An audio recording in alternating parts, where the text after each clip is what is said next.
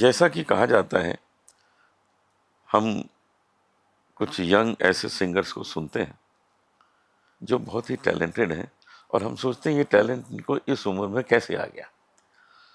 तो जैसा लोग कहते हैं कि भाई पूर्व जन्म का वो टैलेंट अपने साथ लेके आया है, तो पूर्व जन्म का टैलेंट लेके आया मतलब पिछले जन्म में भी वो सिंगर होगा।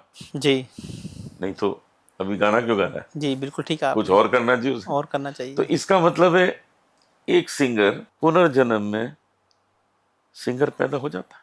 बिल्कुल हो जाता है। यह तो आपकी माँ के पेट में जैसे ही बच्चा जन्म लेता है, तुरंत ग्रह नक्षत्र वहाँ पे अपना स्थान रख देते हैं। और जैसे ही बच्चा इस ब्रह्मांड को पहली नज़र में देखता है तो वह ग्रह स्थान अपना स्थान पक्का कर लेते हैं।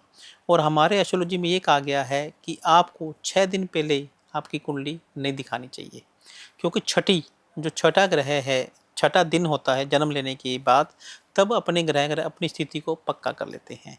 तो आपने देखा होगा कि बहुत जगह पे नामकरण बच्चे का हाँ हाँ छठी के दिन होता है, जी, चीज़ों को छठी छठी के दिन बच्चे का नामकरण किया जाता है और छठी दिन ही कुंडली उसकी बनाई जाती है। तो यह चीज़ें पूर्व निर्धारित हैं या पूर्व जन्म में क्या थे और इस जन्म में क्या करने के लिए आए हैं। बहुत अच्छा। मैं ऐसे बहुत से कलाकारों को जानता हूँ जिनमें कला तो बहुत अच्छी है, भाग्य उदय नहीं हुआ है। कला बहुत अच्छी, जी, ये कैसे हो सकता है कि उसका भाग्य उदय जल्दी हो? भाग्य यानी कि आपका नौवां घर, भाग्य का घर जिसे नौवां घर कहा जाता है। यदि भाग्य आपके नौवें घर का मालिक आपका छठे घर में बैठ जाए, नौवें घर का मालिक आठवें घर में बैठ जाए और या फिर 12वें घर में बैठ जाए, तो इसका मतलब ऐसे जातक को अपने ही भाग्य से लड़ना पड़ता है। भाग्य यानी कि गुरु। तो यहाँ पर मैं दोबारा से आपको एक बात कहना चाहूँगा, यदि आप चाहते हैं कि भाग्य आपका साथ दे तो सबसे पहले अपने भाग्य को कोसना बंद कीजिए। आप सबसे पहले सुबह उठिए, भगवान का धन्यवाद कीजिए कि जो आपको मिला है उसके लिए, क्योंकि हम में से 99% लोग अपने भाग्य को कोसते रहते हैं। तो इसका मतलब ये है कि हमने अपने 9th हाउस को खराब कर लिया है, भाग्य को खराब कर लिया है।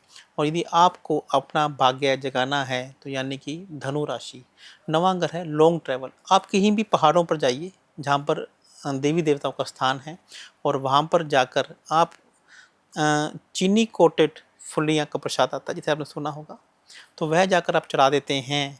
तो इसे आपका चंद्रमा और मंगल और गुरु ग्रह, तीनों ग्रह आपके एक्टिवेट हो जाते हैं और भाग्य आपके साथ में आकर खड़ा हो जाता है। तो दूर स्थान पर लॉन्ग ट्रेवल यदि आप किसी धार्मिक स्थान पर जाते हैं तो तभी आपका भाग्य उदय हो जाता है। मिर्जा गालिब ने भी एक शेर कहा है कि अपनी किस्मत को क्यों बुरा कहिए, आप चाहें तो क्या नहीं होता। इसलिए किस्मत को कोसना बिल्कुल गलत है। आप उसके लिए काम करिए। आपका पुरुषार्थ जब पॉजिटिव होगा तो आपका भाग्य भी बदल जाएगा। एक और चीज़ है जो लोगों को बहुत परेशान करती रहती है। कोई कर्जा लिया हुआ है, कोई लोन लिया है, वो लोन चुका नहीं पा रहे। ऐसे भी आप कितने किस्से सुनते होंगे कि वो लोन नहीं चुका पाया तो उसने आत्महत्या कर ली। जी, कितने सुनते हैं। तो ये जो स्ट्रेस है लोन का, ठीक है वो तो समय से चुकाएगा ही जब पैसा आएगा, लेकिन ये जो स्ट्रेस है लोन का, उससे कैसे इंसान अपने को हल्का करे। मंगल ग्रह जब भी आपको अच्छे फल नहीं देता है तो आप लोन की स्थिति में आ जाते हैं। तो लोन को उतारने के लिए चुकंदर, आप 4 पीस चुकंदर के लीजिए और उन्हें कद्दूकस कीजिए। कद्दूकस करने के बाद उसमें चीनी, देसी घी, काले तिल और सफ़ेद तिल बनाकर उसके लड्डू बना के रख लीजिए सोमवार की रात को। तो ये लड्डू की जो संख्या है कम से कम भी 6 होनी चाहिए। और मंगलवार की सुबह सुबह दिन उगने से पहले पहले यदि आप वह लड्डू गौ माता को खिला देते हैं तो आप देखेंगे कि जो कर्जे के जो योग हैं आपकी कुंडली में, यदि आपने किसी को लोन देना है तो वह जो आपके योग आपके फेवर में आना शुरू हो जाएंगे। और यदि आप गौ माता को नहीं खिला पा रहे हैं, आप कहीं फॉरेन में रहते हैं, तो सुबह सुबह दिन उगने से पहले, सूर्य उगने से पहले आप चींटियों को खिलाना शुरू कर दीजिए। तो यदि आप दोनों में से भी ये काम कर लेते हैं तो आप देखेंगे कि आपके चमत्कारिक रूप से कर्जा उतरना शुरू हो जाएगा। बहुत अच्छा है, ये तो बहुत ही अच्छा उपाय है और मैं चाहूँगा कि जिसको भी ये कठिनाई हो वो इस उपाय को ज़रूर करे और अपने सर पे जो टेंशन है, जो स्ट्रेस है, उससे दूर हट जाए। मित्रों, आज मैं आचार्य लवभूषण जी से मिला। इनके पास ज्योतिष के साथ साथ जो विद्या का भंडार है उससे मेरा आज परिचय हुआ।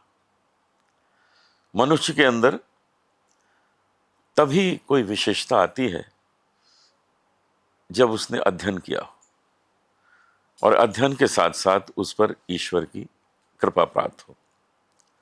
आचार्य लवभूषण जी से मिलकर आज दिल खुश हो गया, बहुत कुछ सीखने को मिला।